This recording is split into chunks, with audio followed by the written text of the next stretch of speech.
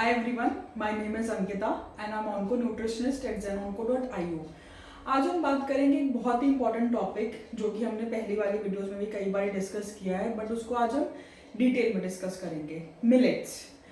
Millets को आजकल super foods बोला गया है। सुपर फूड्स बोलने का एक बहुत ही इंपॉर्टेंट और बड़ा कारण है। क्यों? क्योंकि इसके बहुत सारे बेनिफिट्स हैं। आप सभी जानते हैं कि डाइट एक बहुत ही इंपॉर्टेंट रोल प्ले करता है ड्यूरिंग द कैंसर ट्रीटमेंट। मेरे पास बहुत सारे पेशेंट्स आते हैं, बोलते हैं मैम एक एंटी कैंसर स्पेसिफिक डाइट का क्या इंपॉर्टेंस है। सो अगर आप मिलेट्स अपनी डाइट में ऐड करते हैं, मिलेट्स यानी कि मोटा अनाज, फॉर एग्जाम्पल रागी, जवार, बाजरा, बार्ले, कूटू, ये सारी चीज़ें मिलेट्स में आती हैं। और ये हम अभी से नहीं, हमारे बहुत टाइम से पूर्वज भी खाते हैं और इसको बताया गया है कि बहुत ही बेनिफिशियल है। वीट और राइस का जो बताया वो बहुत ही बाद में आया है, लेकिन आजकल देखा गया है कि बहुत सारी एलर्जीज, ग्लूटेन इंटॉलरेंस, लोगों को प्रॉब्लम हो रही है ग्लूटेन डाइजेस्ट करने में, इन सब चीज़ों में। बट अगर आप ये मोटा अनाज, इन सब चीज़ों को लेते हैं तो आपकी बहुत सारी प्रॉब्लम्स सॉल्व हो जाती हैं। सो आइए जानते हैं एक एक करके इसके बेनिफिट्स।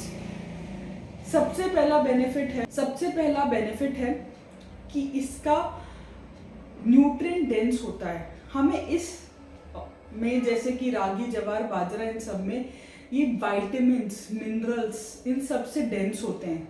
जैसे मैं आपसे बात करूं रागी की, रागी rich in iron and calcium होता है, जो कि हीमोग्लोबिन लेवल्स को इम्प्रूव करने के लिए काफ़ी ज़्यादा अच्छा होता है।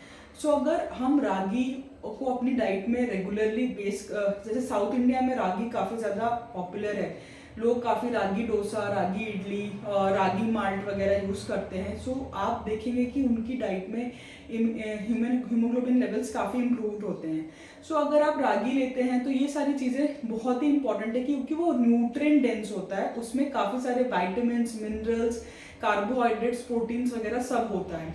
दूसरा जो इम्पॉर्टेंट एस्पेक्ट है वो उनका लो ग्लाइसेमिक इंडेक्स। जब उनका ग्लाइसेमिक इंडेक्स कम होता है तो वो डायबिटिक पेशेंट्स के लिए बहुत ज़रूरी है, क्योंकि ड्यूरिंग कैंसर ट्रीटमेंट बहुत इंपॉर्टेंट है डायबिटिक पेशेंट्स के लिए अपनी शुगर को कंट्रोल करना।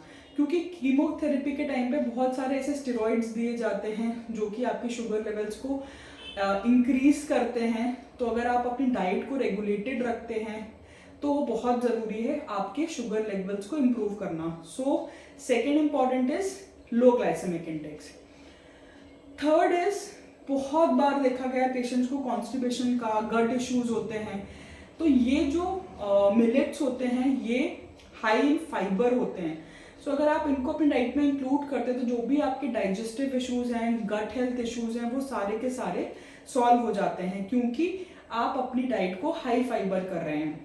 So third important is digestive health. Fourth would be इसकी एंटीऑक्सीडेंट प्रॉपर्टीज।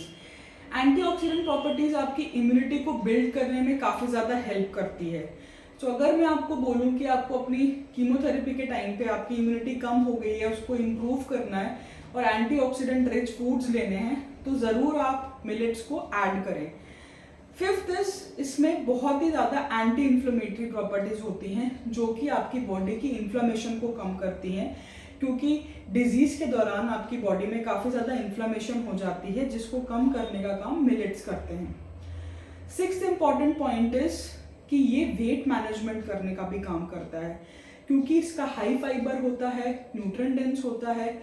और मैंने कई बार देखा है कि पेशेंट्स का वेट अक्सर बढ़ जाता है कीमोथेरेपी के टाइम पे या हार्मोनल थेरेपी के टाइम पे। सो वेट ओबेसिटी इज ऑल्सो एक कॉज होता है कैंसर का।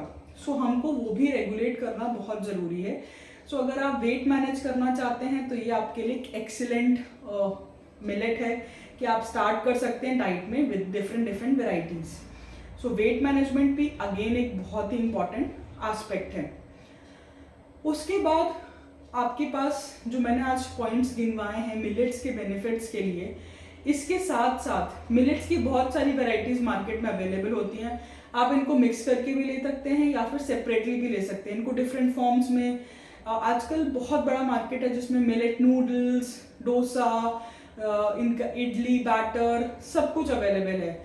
सो आप इसको किसी भी फॉर्म में तरीके से बना करके अच्छे से खा सकते हैं और अपनी डाइट का एक रेगुलर पार्ट बना सकते हैं। इसमें आप इसका चीला बना सकते हैं, इसका रोटी बना सकते हैं, इसका दलिया बना सकते हैं। तो इसको किसी भी फॉर्म में खिचड़ी बना सकते हैं, इडली बना सकते हैं और इंजॉय करके खा सकते हैं। क्योंकि जब आपको पता है कि मुझे इस मील से इतने सारे बेनिफिट्स मिल रहे हैं और आपके लिए ये बहुत हेल्दी है, तो डेफिनेटली आप इसको अपनी डाइट में इंक्लूड करेंगे। आई होप आपको आज मिलेट्स के बेनिफिट जान करके मजा आया होगा, अच्छा लगा होगा। मिलते हैं नेक्स्ट वीडियो में एक और नए टॉपिक के साथ। Till then stay safe and stay healthy. Thank you.